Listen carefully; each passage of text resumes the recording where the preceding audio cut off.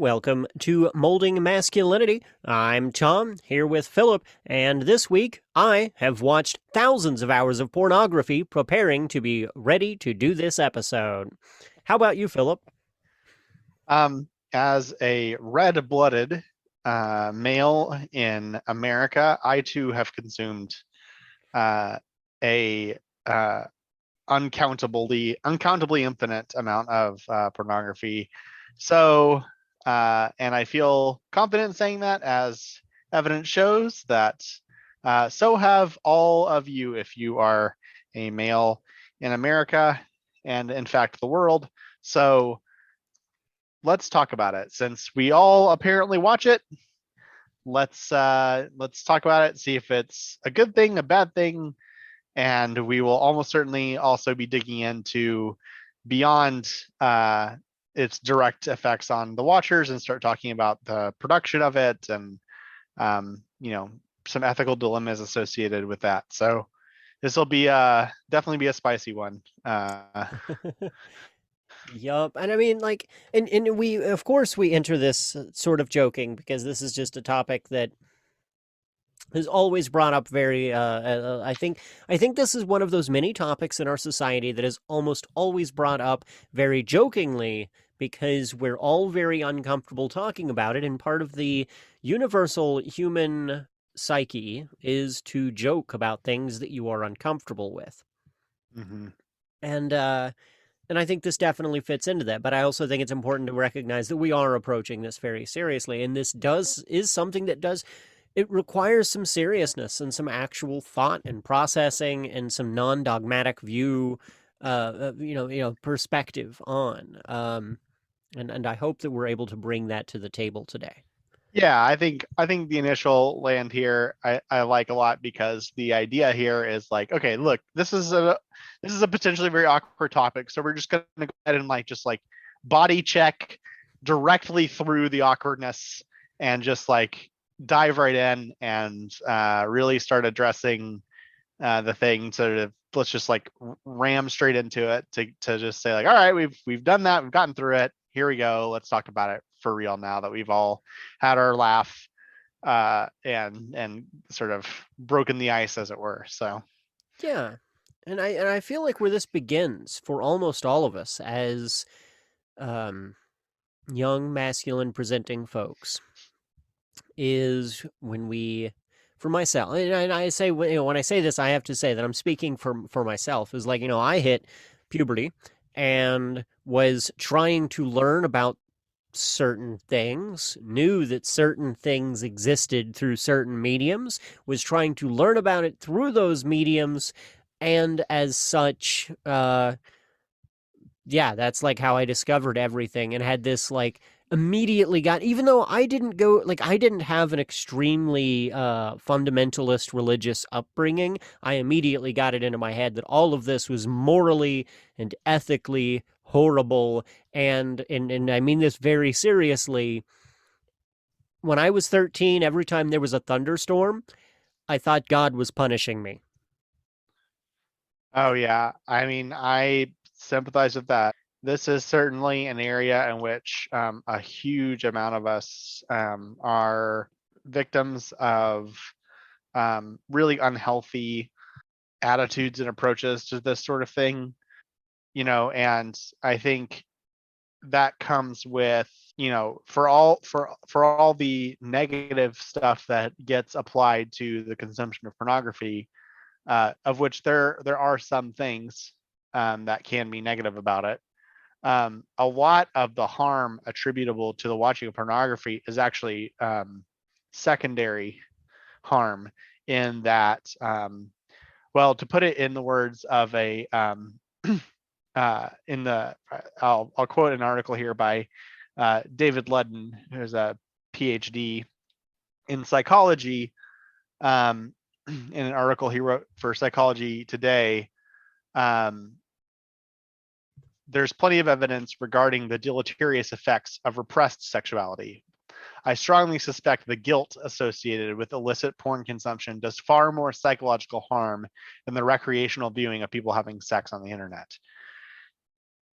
And I I think that's an important thing to address here. First off, is that like, you know, that rang really true to me and a lot of my early consumption of pornography, in which like, I had the same kind of thoughts of like, just like massive guilt and self-shame and hatred and fear of some sort of divine punishment and whatnot. um that as someone who's come sort of out of that, um it's not, it sounds silly a little bit saying it out loud in the background, like, like, oh, you watched some porn, you thought you were going to get hit by lightning, like, yeah, okay, it sounds a little silly when you put it, you know so bluntly. um but really, a lifetime of guilt and shame and sexual repression and stuff like that, um, does not set you up to have a healthy relationship of anything related to sex and sexuality. Certainly not an aspect of it that is directly, preached about as a dangerous, society destroying force. Yeah, and I mean, and this is something to talk about more in our fatherhood episode on this topic.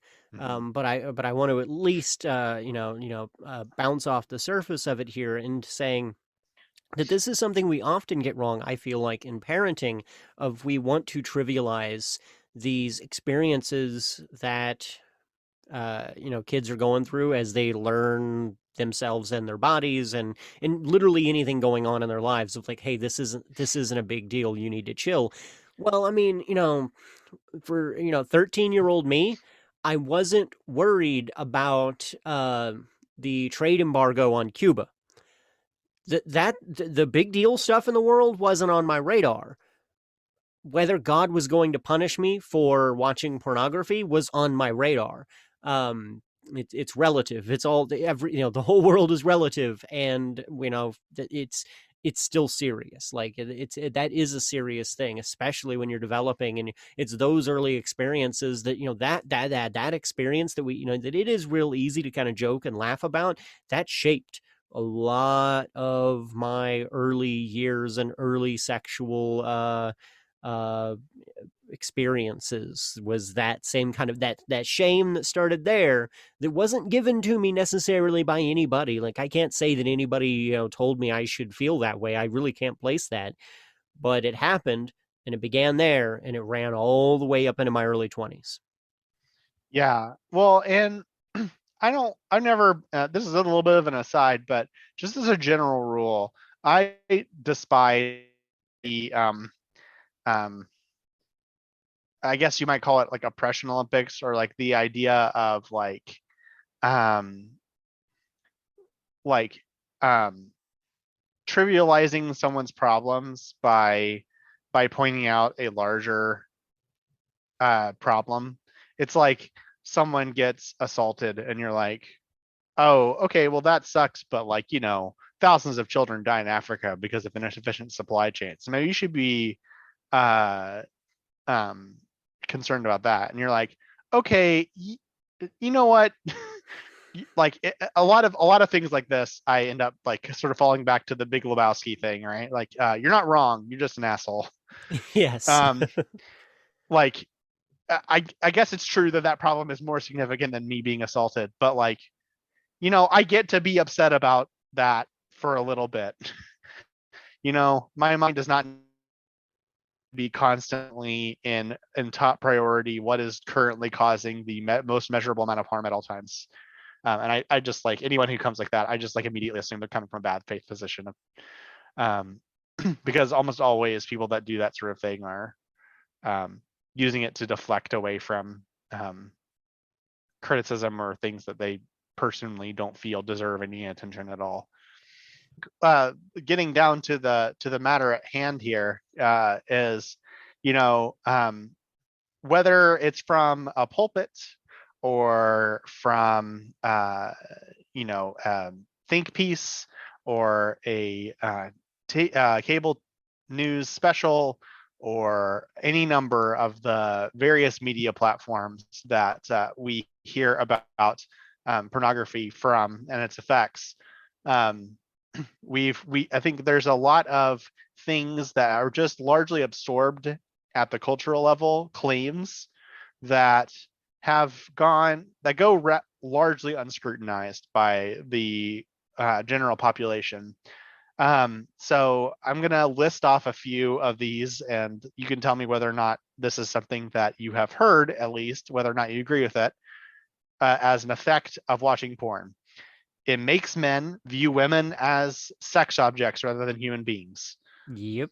It causes men to devalue their partners because they compare them with the performers on screen. Mm-hmm. It encourages men to seek out dangerous or socially unacceptable sexual acts. Yep. It leads to sexual problems like erectile dysfunction and low libido. Yep. All right. So these are like four big claims that if you start looking at cultures around pornography and masturbation that are like discussing its effects, usually taking and especially if you're looking at the ones that are taking like an anti approach, these are constantly voiced, often treated as just known truths.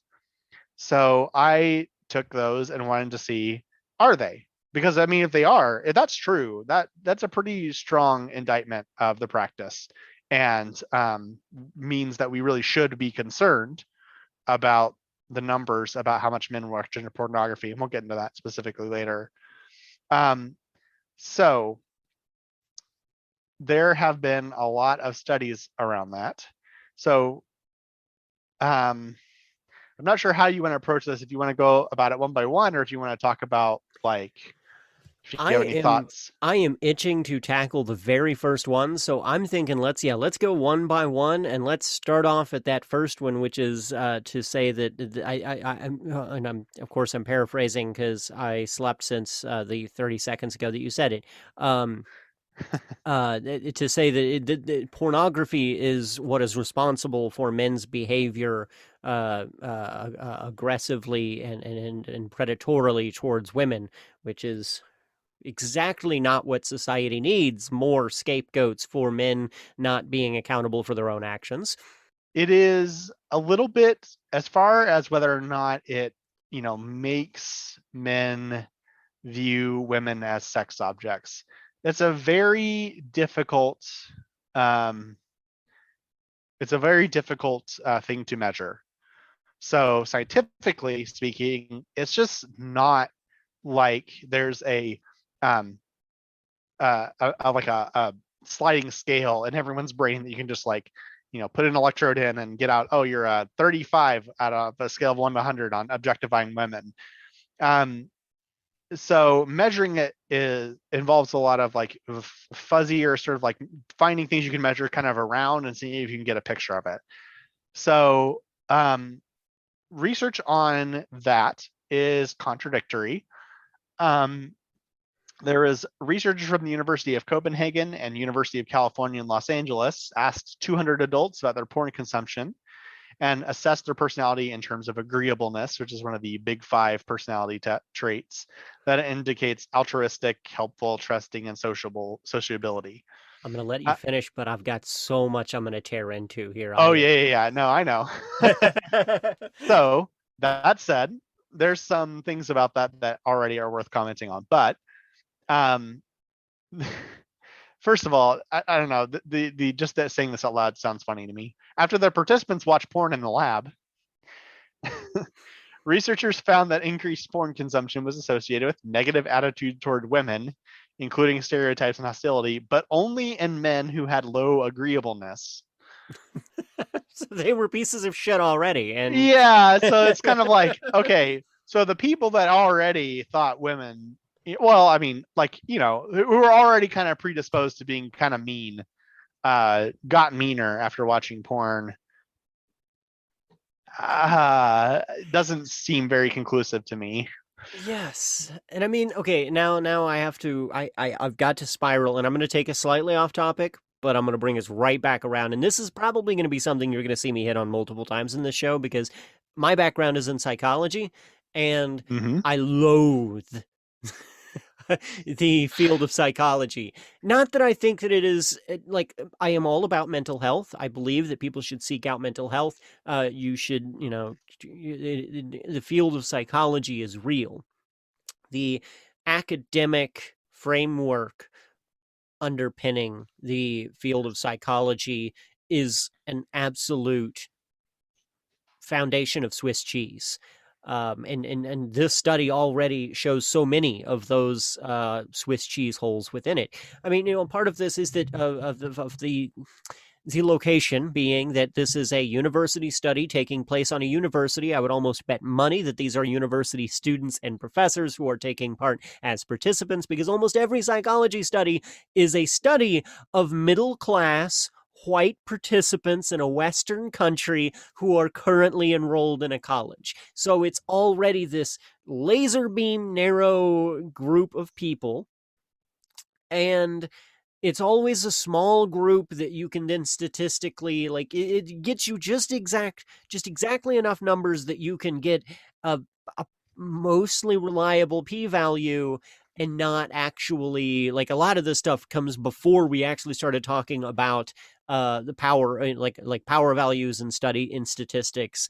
And even that stuff is, even when it does include that, it's often so misleading, and it's just far too low of numbers, specifically because I mean, like, here's the thing: is if you really just broke this down to the math, if this was a true random sample of a certain number of people in our population, it could become a very valid study. But when you're talking about it being such an extremely specific sample of population, you know that you're having all of these errors in your population. Your participants are middle class. They are privileged enough to be able to go to college. They are in a college. They are mostly white, and they are all in a Western society culture that dictates most of their views and perceptions of things.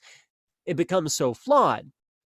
And then that's not even getting into just the issues with the study, as we've already pointed out here, of the fact that, yeah, like, even the result you're getting is that, so the guys who walked into this room already having a shitty attitude, then were forced to sit down and watch some porn that like emphasized that shitty attitude. So they're all sitting there watching it and like, okay, so this is the kind of stuff that we're all in agreement that this is like a thing that we can like say and talk about, right? I mean, this is like, if you invite an action movie fan over to your house, but they don't know if you're an action movie fan, but then you all sit down and watch like an Arnold movie, they're going to be way more open to talk about action movies with you, because you just had a social cue that you're both into action movies.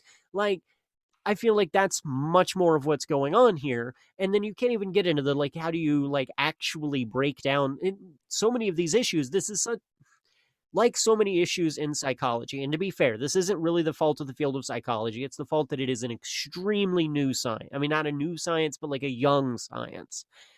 Then that this very simple, like, just that question alone of like, does pornography cause men to objectify women, involves so many variables that it Mm-hmm. necessitates decades of study from multiple angles, and then peer review of those studies, which is a thing that almost universally does not happen in psychology today, because nobody will fund peer review studies. So I would almost bet money that this study is not peer reviewed. It has not been I mean, I guess peer reviewed isn't actually the word I'm looking for here. Replicability. That's what I'm trying to Yeah. say. Not peer review. It's not been replicated. Nobody's replicated this study. And that's not I'm not attacking this particular study. It's to say Oh, that sure.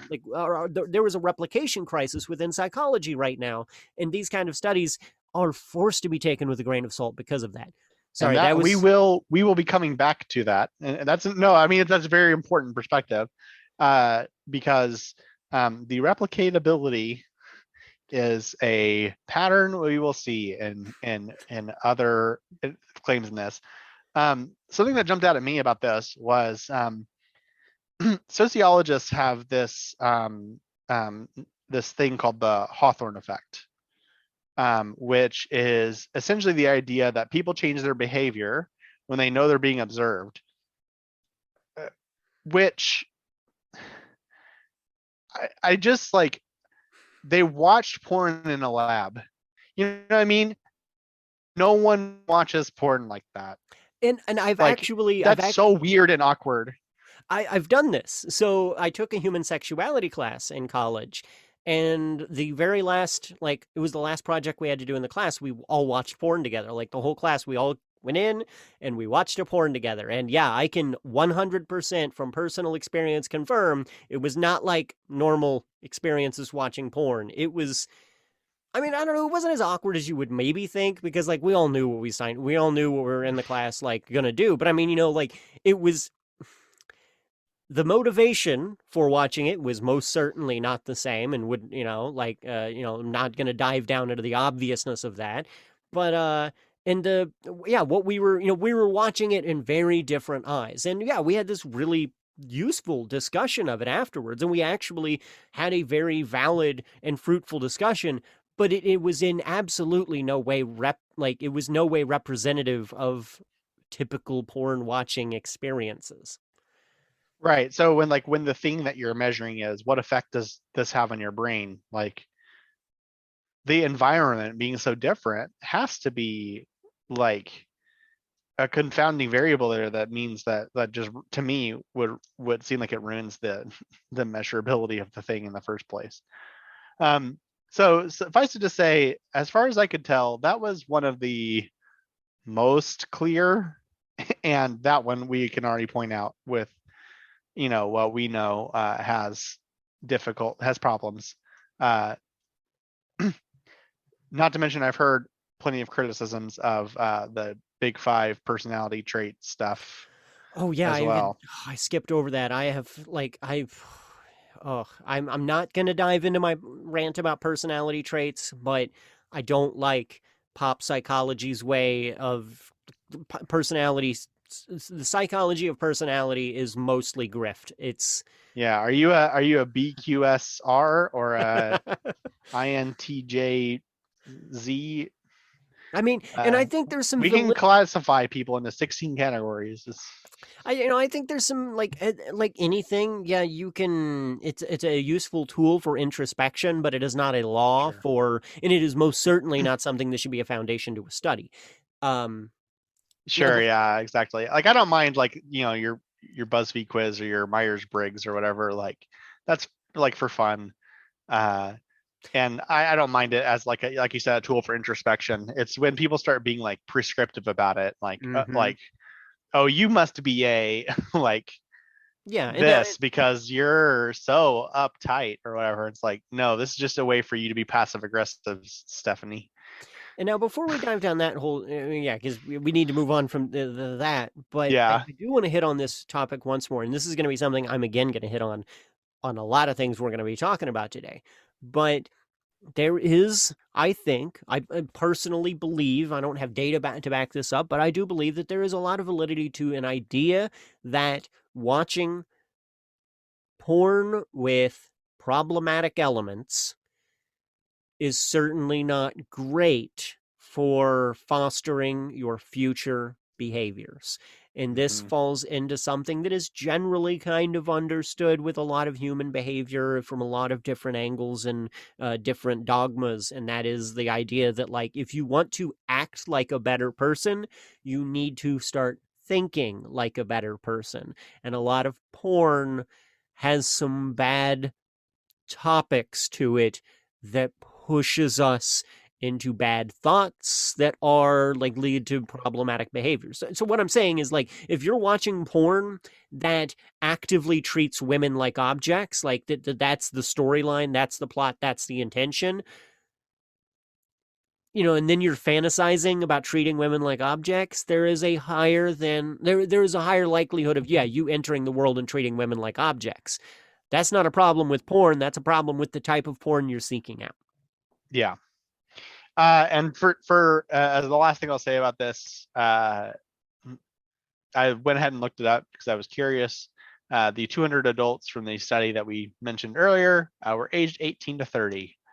Um, so I suspect that you were right that it is Yeah. largely a bunch of college students who need some extra credit, because I remember participating in some of those studies for my psychology 1000 level intro to psychology course. Uh, I can't even fully remember what I did in them anymore. I used to know. All right, so let's talk about the next one. So it causes men to devalue their partners because they compare them with the women they see on screen.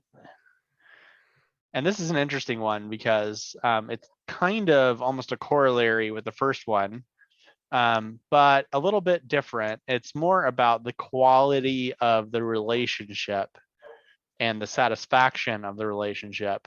I don't know if you want to say anything on that first, or if you dive right I into some of the stuff I found. I think one thing that is important to, because I mean, this is something, I think this touches on something that is often a big question involving pornography that a lot of folks have that I think is very valid. And I do think it's important to note that consent is important in every relationship, and that doesn't, that doesn't stop just at like, consent to having sex. This involves consent of a lot of other things that are going on in your life. And one of those things needs to be, consent to whether or not you're going to have other partners. Also, consent as to whether or not you're both going to engage in, pornography and things like that. This needs to be something that you kind of talk about with your partner. Watching, I think there is definitely some problems involved. Like, and I mean, like it can cause a relationship to fall apart if you're watching porn and your partner doesn't know about it. And even if that's the case, if your partner knows about it and is super okay with it and all is cool with it, if you're watching porn and it starts negatively, maladaptively affecting your real life relationship, you need to have that conversation with your partner. You need to have some conversations with your partner. You need to have some introspection with yourself, and you need to, like, that's something you got to work out. I definitely, what I'm trying to do is, like, what I'm trying to say here is that, like, no matter what we say here, if you're watching porn and you're seeing like if you're seeing a like, oh wow, my real relationship is falling apart and I'm watching a whole lot of porn right now. Not saying that one is even connected to the other, but you maybe need to have like there's some conversations that need to be had. Yeah, have the conversation, because that brings up an important point actually that I meant to bring up before we got into even the first one, but is still really important to keep in mind. A lot of these things are going to be demonstrating correlative relationships, two things that are correlated with each other. Now, when you talk about correlate, everyone's probably heard the meme, correlation does not equal causation. Okay, sure, we know that. I won't bother you by repeating it ad nauseum. Okay, but what people often don't talk about is what that means, and when you're interpreting what it says. People kind of say it as like a magic wand to make themselves more rational, and then go ahead and assume that those two things are causally related. Okay, but specifically, when you have a correlation, there are three major categories of possibility. Or I should say there are four. One is the obvious one. They're not related at all. They just happen to match patterns. And you can find there's an entire website dedicated to showing strangely strangely correlated things that how obviously no relation to each other. Number of pigeons versus, school grades or something like that. You know, uh, so option one is that they're unrelated and it's a coincidence. Option two is that A causes B. So in our case, if you measure and see that watching porn has a negative effect on your relationship, it could be that watching porn causes you to be less satisfied in your relationship. It could also be that B causes A. It could be that if you're in an unsatisfying relationship, people use porn as an outlet for their lack of satisfaction. The fourth option is the third variable possibility, which is to say that both of those things, both the dissatisfaction and the porn watching, are related to a third variable that was not measured, that they share a cause and they are both an effect. So those are when you're looking at correlative relationships, that's important. And we're going to be talking about a lot of correlative relationships here. So some of the fuzziness here is going to come from the fact that it's very, very hard to pin down a cause in something as multifaceted as first of all, a single human psyche, much less the relationship between two of them. Yes. So, that having been said, here's what some of the stuff that I was able to find on relationships says. So, there was a hugely influential study from 1989 by Douglas Kenrick um, that found that men lose interest in their partners from watching pornography. However, coming back to the theme of replicability and the difficulty that psychology has had with that in particular, um, there was a PhD student in the University of Western Ontario, Rhonda Balzerini, if I'm pronouncing that right, who carried out similar trials using 10 times as many participants as the original study. 150 heterosexual females, 400 heterosexual males over 3 separate studies that disputed the findings and found no difference in how much men and women reported that they loved or were attracted to their partners after being shown pornography. Now, there is some difference in environment here. The pornography environment of 1989 is very different from the pornography environment of modern era and the internet. And the researcher says that that can have an effect, obviously. But suffice it to say, there's some um, there's a lot of these early studies that have shown some of these effects that have been taken for granted for quite a while without a great deal of replicatability.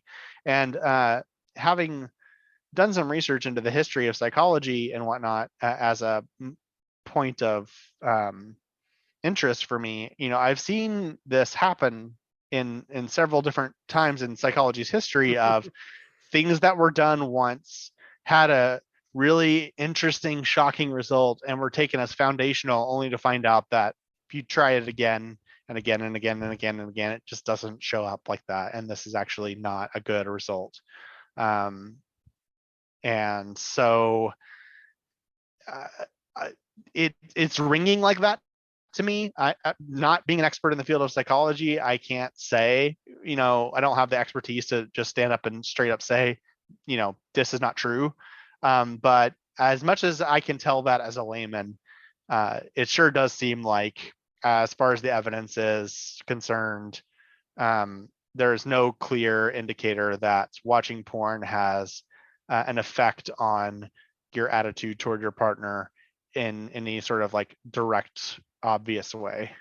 Yeah, and I think an obvious thing to pull from this too, though, is a simple thing that we all have a limited supply of time and energy on our hands. And when you start having a relationship with a human being and starting a family, it becomes a balance of that time and energy that is on your hands and where you're going to spend it and with whom you're going to spend it. And especially when we're looking at like 1989 and that difference of porn environment, when you want to watch porn in 1989 and maybe have a diverse collection of porn and really have like, you're into porn in 1989, this requires a whole hobby of going and seeking it out and purchasing it or ordering it online or not online, but ordering over the phone, like phone catalog kind of stuff. Um, you know, it's a hobby. It's a thing you had to seek out. You had to have probably your own VCR and your own TV. You had to make sure nobody was home when you were wanting to watch it. You had to hide all these tapes. You had to put time, energy, and resources into doing this in 1989.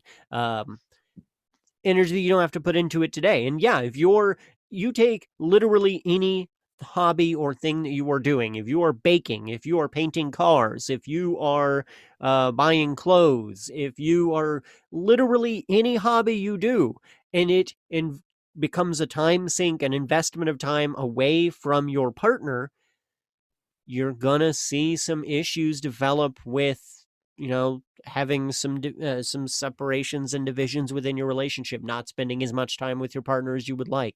This is something that we all have it happen in our relationships.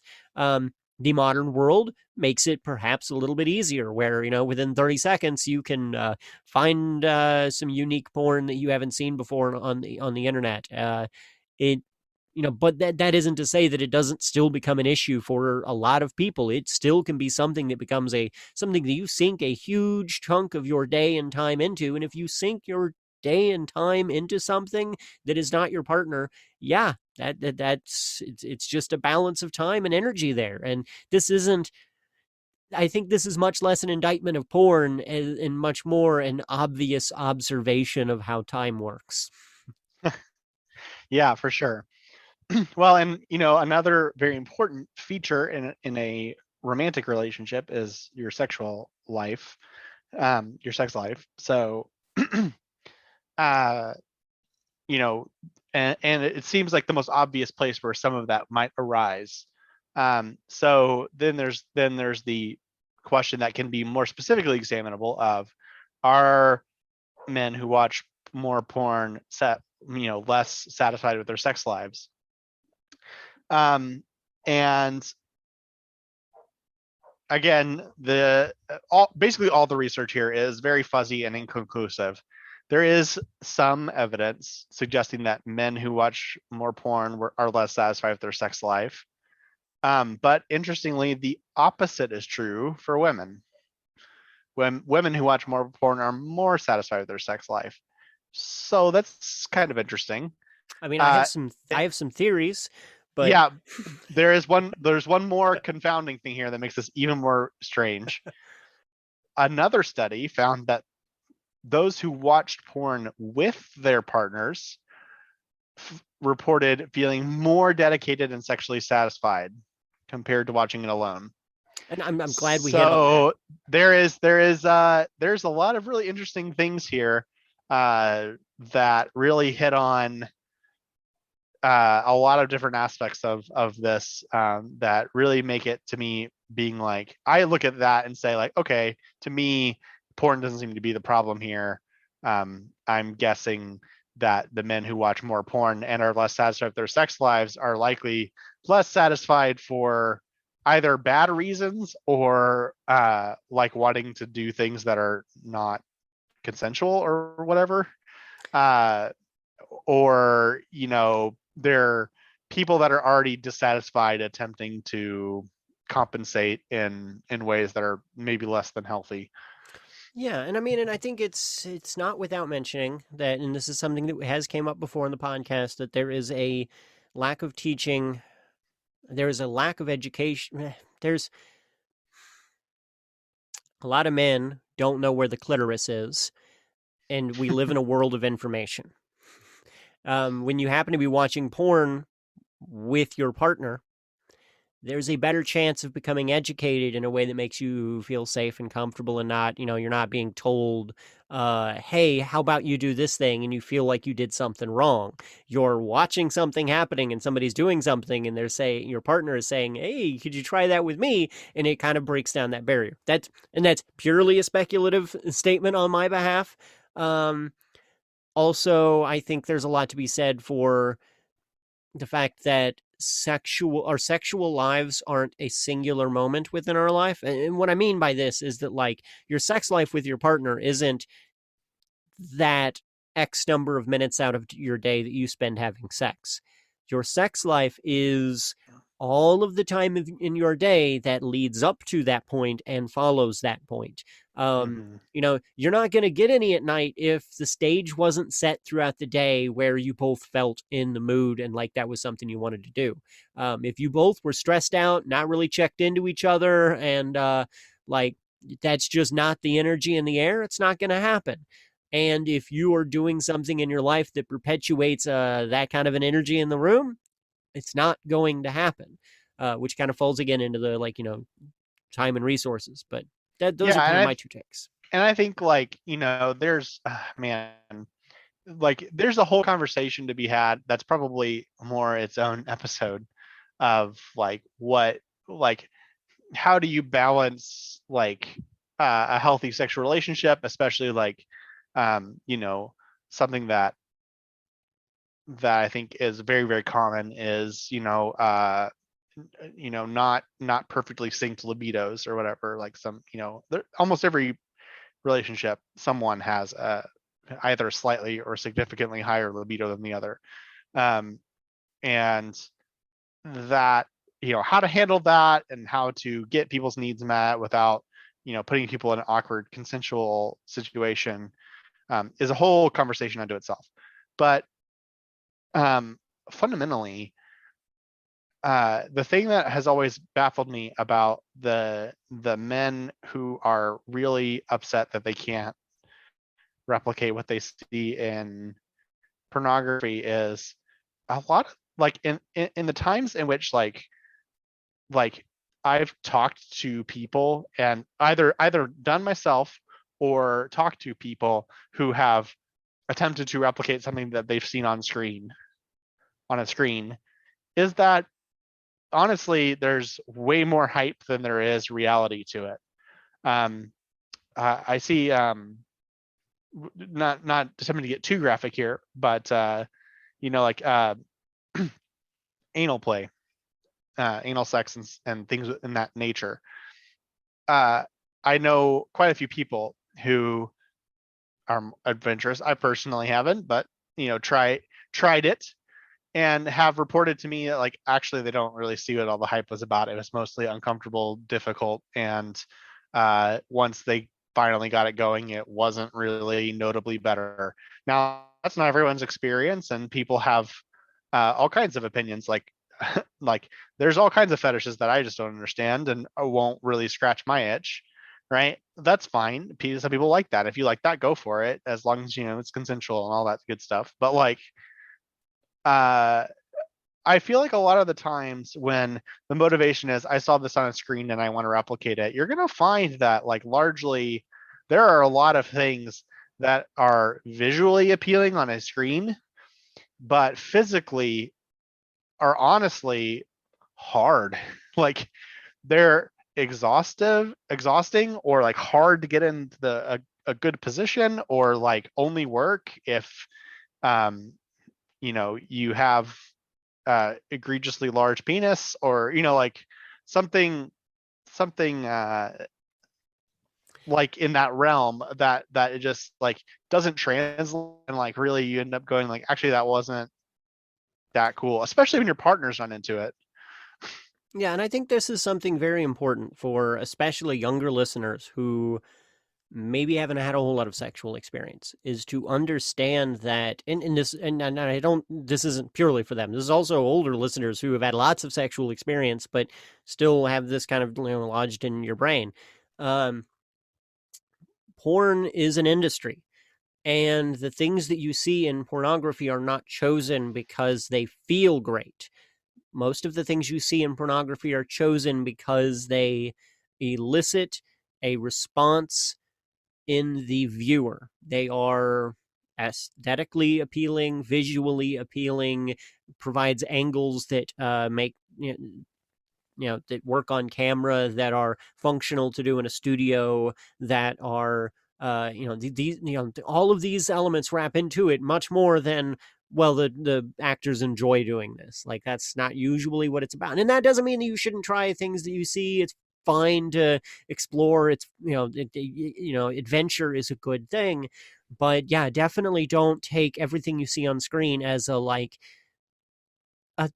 as how it works and how you should learn to do things. Like, that's not how you learn healthy, or not healthy. I shouldn't say healthy isn't the right word, but that's not how you learn satisfying sexual experiences. You And learn satisfying sexual experiences by having satisfying sexual experiences, not by watching industrial sexual experiences. yeah, I think it's fine to take inspiration from things that you see and things that you want to try, especially if you have reason to believe that those would be fun. uh but you always have to keep in mind what cost you're paying. And you know like, it's not like, like, if you ever got like done anything, like if you've ever like if you've been married to a person, for example, for a long period of time, you've done a ton of activities with them. It is incredibly obvious when you do an activity that you both want to do versus when you do an activity that one of you wants to do. Yeah. Um, and like not just in sex, in anything, like going mini golfing or like going to watch a particular movie or going to a particular restaurant, like it gets really obvious when you're doing something that only one person wants to do.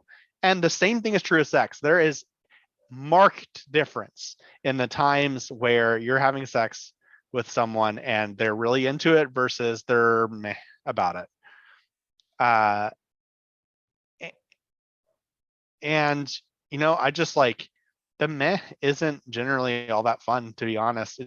It's largely exercise. Like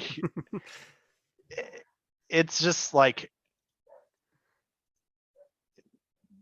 I don't know how to what else to say about it other than just like there's not a whole lot of like um I guess what the thing I was really going to say related to this was also related to specifically a lot of the things that you see on screen. Like you say, it's done to generate a response.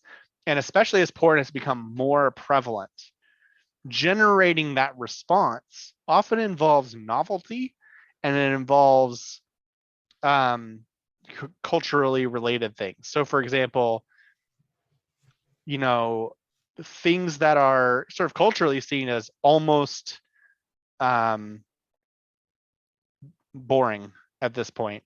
Um, like oral sex or anal sex. A lot of these ones that like are just almost kind of like if you went up to random people on the street and said like people engage in this, they wouldn't go like oh, they would be like oh yeah, everyone knows that some people do that. Who cares?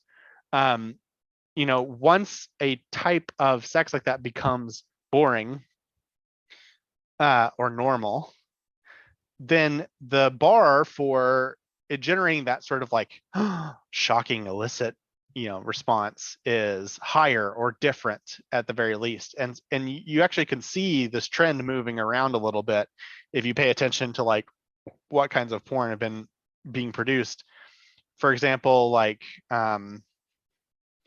more aggressive porn, or one trend that's somewhat more modern has been like the prevalence of um, step sibling porn, like these things that are clearly attempting to generate a little bit of shock value in their production that makes it obvious that like what's happening here is that there's a little bit of like a rush of like oh we're doing something we're not supposed to be doing, that is associated with that. And I a little bit of voyeurism can be, well, I don't know, have the expertise to really say whether or not that's good or bad. It's more just like I think you have to realize that there are lines that you shouldn't cross.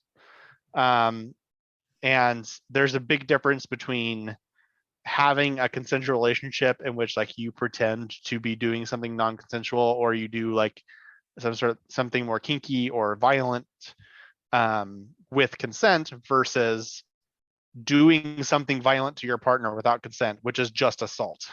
Mm-hmm. Um, you know, there, there, there's a very fine line between those things and a very big difference. So you need to make sure if you're going to come up on that line that you have very clearly communicated, because the line between I thought we were just being kinky and you sexually assaulted me is thin. And it's not thin because like, oh, all these sensitive people. It's thin because it is just thin. You're doing something that's on the edge of, like the difference between pretending to do a harmful thing and doing a harmful thing is not that far. It just isn't. And so like you need to make sure that everyone's on board with this if you're going to do something like that. Yeah. Yeah. And I mean, and yeah, and keeping to the realm of Well, before I derail too further, because I do have some Yeah, more I kind of want to say. Do we still have another? Was there one more? I think that there was were two three. more. Yeah, there's Ah, the well, we're kind of talking about the third one already.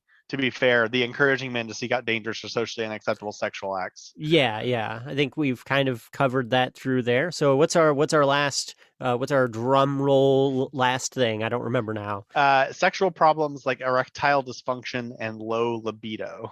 Yes, this is actually a good one to talk about too. And I feel like there's probably at least a little bit of physiological evidence in one direction or the other. I you know, yeah, this is a thing that I've encountered many men saying, many men feeling about themselves. As I've discussed in a previous episode, like a lot of ED, a lot of data shows that a lot of ED is psychological. And I think I'm curious to see what this says because I feel like it lends more to the psychological of how you're telling yourself that you're not able to versus physiological symptoms. But So first of all, let's talk about this from a top level perspective because we've already talked about the stereotype of men being horny all the time, and it's interesting that they talk about pornography having such a deleterious effect on your libido uh, when the numbers are like this: 97% of make sure it's yeah, men. 97% of men have viewed pornography at some time in their lives. 94% had viewed it in the last 6 months. 82% self-reported regular viewings, with the average frequency being 3 to 4 times per week at an average session of 15 to 30 minutes. So the average age of first use was 13, and regular use was seen commonly around 16 or 17 years old. So we have this sort of like tension here of like men are horny all the time, and uh, men also constantly view pornography almost as an entire population, and pornography causes low libido, which cannot be true all at the same time. yeah, So first of all, but they can be all wrong, which is I think what the case is here. Um, but um, let me see if I can find the number related to and I mean, while you look that up, like I want to hit on a couple of things. One is like just purely, and I think the one thing I want to hit on is just my own personal experience of men of in my own friend group who have self-reported in this way, and I feel like it's often a almost a 50-50 situation. It's men who I have known are very sexually active, and I don't just mean that they brag a lot. I mean like I know, we all have friends who get around a lot and we all know about it. And yeah, and we when topics of porn have came up, it's because I'm a very like I wouldn't say sexually open, but I talk about anything with anybody. That's why I do podcasts. But so when this topic has came up, it's often kind of a like I don't really know what to say about that. I really don't have time to watch porn, and I believe it. Like there have also, and my point in saying this is there's a diversity across the board. There are men who are super uncomfortable with talking about it or with doing it, and you have no idea whether or not they watch porn or not. And I think that's probably, again, probably a 50-50 split. Some of them, that's just not something inside their comfort wheelhouse, and some of them it is. And then there's also a lot of men who, yeah, that's just part of life. That's just part of, like, when you're not in a relationship. There are physiological, when I say this, I don't mean to say like we physiologically have to have sex or else we're not healthy. That is not true. But there are physiological, like, we need a lot of men, and not all masculine presenting people, but in some masculine presenting people, there is there's a drive to like, I need some kind of release, and you know, it's just and part of how our physiology works, and that's we've okay. we've mentioned it before that testosterone is a hell of a hormone. Mm-hmm. And it is, again, something that we will almost certainly be talking about in the future thing, because there's all kinds of like weird myths and cultural beliefs about testosterone that are sometimes funny and sometimes very dangerous. Um, but that certainly deserves its own episode. But um, so talking specifically about whether or not it causes erectile dysfunction, suffice it to say, um, erectile dysfunction is often blamed on sort of desensitization. You see all this like, evocative sexual imagery of like, perfectly chiseled people or airbrushed and all this stuff, and you can't get it up anymore. But there's essentially a complete lack of research to support this claim. In fact, the little that has been done, researchers from UCLA and Concordia University found that men who watch the most porn reported feeling more sexual arousal. The little data that exists points to consumption of porn being a what's the word, like Non-factor. no, like Oh, a the other thing that, direction. yeah, the other direction, like Mm. clams or whatever. Oh, I forget what the word is for it, but yeah, it enhances your ready to go ness. aphrodisiac. Aphrodisiac. Aphrodisiac. There we Yeah. go. Thank you. Ah, that was going to bother me so much. Okay. Yes, it is unsurprisingly an aphrodisiac, with the little evidence that we have. Um, as far as libido, similarly, there's very little data, but the data that exists, again, shows a completely counter narrative of um, people that watch porn more often, it should not surprise anyone, do not have problems with libido. And in fact, are more likely to have a higher libido. That one seems almost like a given. Like it seems weird. This claim has always seemed weird to me, because it's like, okay, well, it's supposed to make me have a lower libido, but then why am I watching the porn? Well, and yeah, I agree, and I think there's something else too, though, that I think when we have kind of carefully sidestepped around this and combined the idea of pornography and masturbation. That's definitely been something we've been combining in this episode and talking Yeah, about. And I think this study is failing to combine that. If you are putting a bunch of people in a, like, and again, I don't know the methodology of this study, but I mean, if you have a bunch of people watching porn, but they're not masturbating, yeah, they're going to have higher libidos and be like down to yeah, do some yeah, yeah. stuff. That's, and I mean, and yeah, and then if you're masturbating 8 times a day, you're probably really not going to be in the mood for sexual relations with your partner. That's, you know, um, not to say that maybe you won't be. I mean, like again, libidos are an individual thing, and some people are, such and so forth. And I think that's also kind of where desensitization, if it does come into the scene as a physiological thing, it's yeah, if you are, yeah, I mean, if you're if you're making yourself raw 8 times a day, yeah, maybe you're gonna have some issues with that, but it's not the porn isn't the thing that's doing that.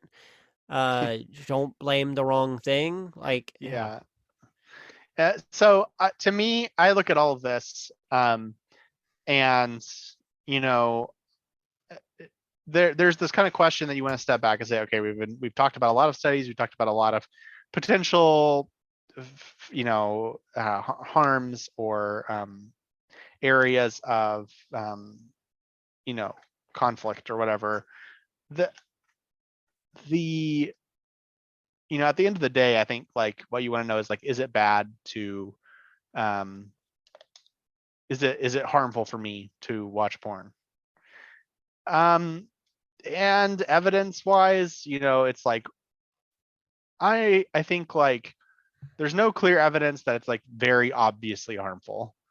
There is some evidence that it can be associated with harmful situations that might indicate to you, are you watching porn a lot?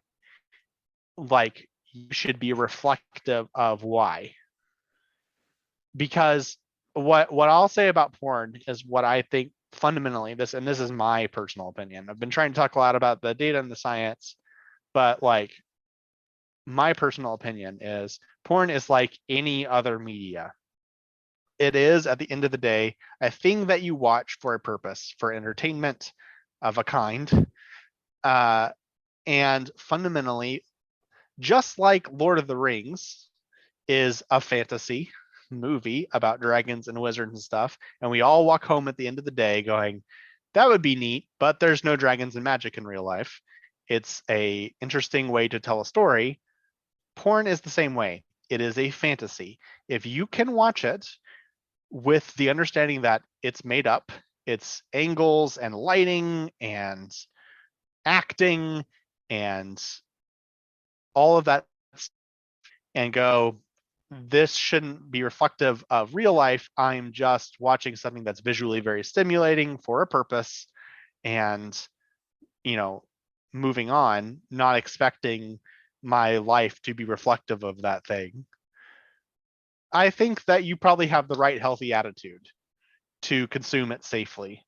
That said, if it's all the time, just like if you were watching a particular kind of movie all the time and getting frustrated that you didn't have magic powers or whatever, if you're getting frustrated that you're not able to replicate what you see on the screen, like I think that's an indication that you might be unhappy for another reason, and that you should be reflective of why you're what gap you are trying to fill with this media, because I think that's fundamentally it. If you are using pornography or any media for that matter to fill a gap in your life that it cannot fill, you will be unhappy for it. If you just are using it to have a fun thing to watch so that you can get the job done and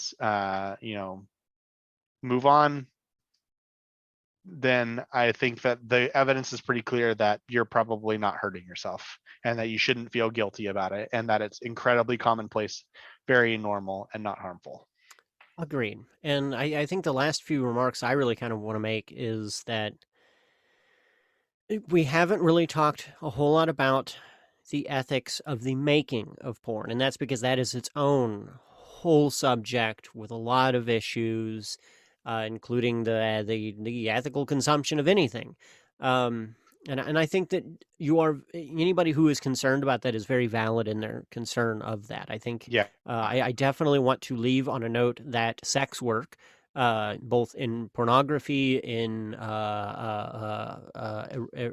dance, and all umbrella of sex work, is all very valid work. It is one of the oldest institutions on Earth. All of this is like we're humans. We eat, we drink, we have sex, we recreate, we do these things. This is all part of society. Um, that's like, yeah, work is work, sex work is work. But and I but those two things do, that butts heads for a lot of folks. You want to, uh the ethics of the ethics of the situation does matter to a lot of folks, and it's very valid for that to matter. One option I would recommend for a lot of folks is to consider, purely creative based pornographic media, which is to say things that are hand drawn, and also written. Erotica is something that a lot of folks really enjoy because you get a more story based medium. You often get a lot more healthy, plot dense kind of things going on. There's actually talking about human relationships and then diving into that. Even if you think, you may hear erotica and think, oh, well, that's just romance novels that are like, not that don't work for me. I Yeah. promise you, whatever kind of literature you like to read, there is erotica of it. Oh Um, yeah. like as wide as the visual filmed media of pornography is, the expanse of erotica is just as wide. I worked for a digital publishing company who did self published authors. I assure you, There is nothing under the sun that has not been considered. I have seen a sex novel about someone who found a sentient strawberry. Like, it's everything. Okay, and I mean it. It's like literally things that you think there has to be like two people in the entire world that have this fetish. Like, and someone has written a book about it. You can just look up the collected works of Chuck Tingle, and I promise you, you will find out that there is literally a Chuck Tingle book about having sex with another Chuck Tingle book. So like there's everything.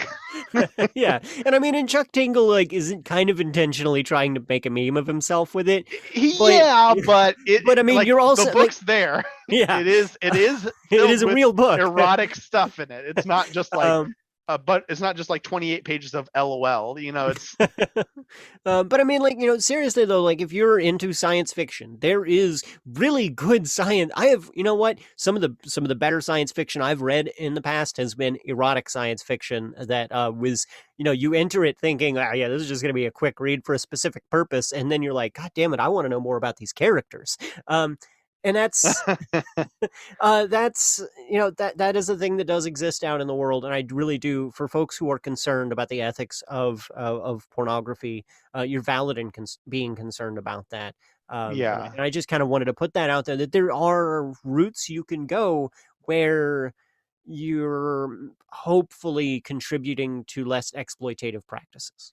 Yeah, and I think we both agree that like a lot of mainstream pornography has huge problems, and I think that if you just do some cursory research on the internet, you will find plenty of testimonies of previous people who have been in that industry who will tell you some of the horrors, Hmm. um, and ways in which that reinforces really negative things. We touched on it a little bit in our in a previous episode related to body image with men and their penis size, uh, and how like some of the sizing that appears in pornography is artificial in a really horrifying way. Um, it's not all just angles, but not just that, but like like sometimes the consent is a little bit fuzzy depending on the company, and age is not always, correctly verified. And like, so, I would say, there, honestly, the porn industry also probably deserves its own episode. But yeah, try your best, I would say, to um, be as ethical as one can in consuming anything in modern society. Uh, I think The Good Place has a really good take on that, about how every decision is actually 50 decisions, and you're kind of screwed no matter what you do if you're trying to be perfectly ethical. Um, that said, I do think that at least making an attempt at uh, supporting um, uh, parts of the porn industry that at least attempt to solve some of these ethical problems is a step in the right direction. So if you can do that, but just know that no matter what you end up doing, you're not gonna have erectile dysfunction because you watch porn. You're gonna have erectile dysfunction because you have some other psychological hangup, probably related to negative attitudes and guilt that you give yourself about watching porn. Yeah, and there's nothing, I mean, like, there's nothing wrong with recognizing that and doing something about it. It's just like any other, a maladaptive thing about your body. It's just like realizing that the way you've been picking up boxes is wrong, and now you've thrown your back out, and maybe you need to rethink about how you're picking up boxes. It's no different than that. It's no different than not wearing a hard hat into the work site every day and then getting bonked on the head, having a concussion, and being like, ah, shit, that was stupid. I need to start wearing a hard hat. It's yeah, it's yeah. Any last words before we wrap this one up? I'll do our obligatory plug here of we now have a podcast Facebook page. So if you like this, come give us a follow on there. and engage with us on there. And that would be appreciated because we'd like to hear what you think and hear your thoughts on the topics that we've discussed, any of them. So go check that out, Molding Masculinity on Facebook. It's facebook.com/molding mask. That's MASC as the last part there. So yeah, come check us out. It'll be we'll try to respond to any people that come on to chat about stuff. Yep, 100%. We're also on YouTube now. I've only got Oh. at the release of this video, release of this podcast. Hopefully, we'll have two videos on YouTube, assuming this one doesn't immediately get taken down because of topic. Yeah. Um, but yeah, we It'll I guarantee you it'll be oh demonetized. yes, I may manually demonetize this one just to dodge some problems. Yeah, it's probably a good idea. We're a long way from monetization, anyways. But yeah, Yeah, yeah, if you would like to come check us out over there, feel free. It's also Molding Masculinity on YouTube. And yeah, thanks for following us. Thanks for joining us for this talk today. We'll see you next week, and yeah, have a wonderful day, morning, evening, or afternoon, or whatever time it may be. Thanks.